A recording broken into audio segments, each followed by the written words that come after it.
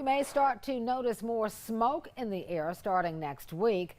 The Nature Conservancy is gearing up for controlled burn season. That begins January 6th and runs through August. The burns are necessary for our longleaf pine forest. The Conservancy says fire also improves habitat for animals like deer and quail. Controlled burns also help prevent large wildfires from forming.